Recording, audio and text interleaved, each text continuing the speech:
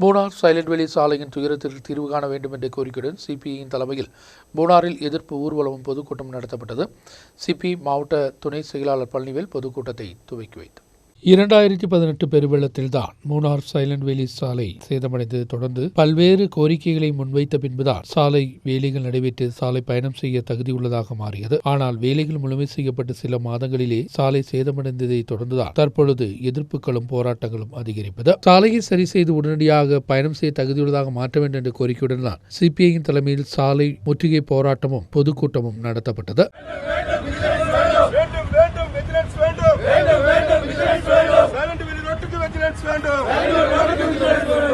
ஒப்பந்த காரணம் BWD அதிகாரிகளின் மெத்தனமே தற்பொழுதுள்ள நிலைக்கு காரணமாக குற்றச்சாட்டும் இருந்தது. போராட்டத்தை சிபிஐ மாவட்ட துணை செயலாளர் பழனிவேல் துவக்கி வைத்தார்.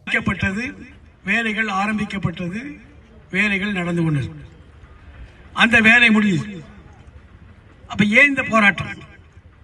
நல்லா வேலை செஞ்சிருந்தா இந்த போராட்டம் அவசியமே.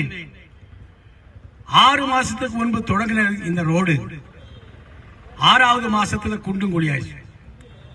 நம்ம ஒரு எக்ஸிக்யூட்டிவ் இன்ஜினியருக்கு லெட்டர் கொடுத்தோம். இது விஷயமாயிட்டு அடியந்தர நடவடிக்கை சேகரிக்கணும். ஏஎக்ஸிக்கு கொடுத்தோம்.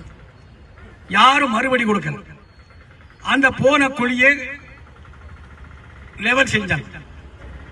ஆனா அது மறுபடியும் இந்த மழையில 10 நாளைக்கு முந்தி கம்ப்ளீட்டா போயிடுச்சு. சிபிஐ தேவிகுளம் மண்டல செயலாளர் அட்வொகேட் சந்திரபால் தலைமை வகித்த போராட்டத்திற்கு தலைவர்களான குருநாதன், சந்தோஷ் பாண்டியன், டேவிட், ராஜா உட்பட உள்ளவர்கள் பங்கெடுத்தனர். நியூஸ் பீரோ மூணார்.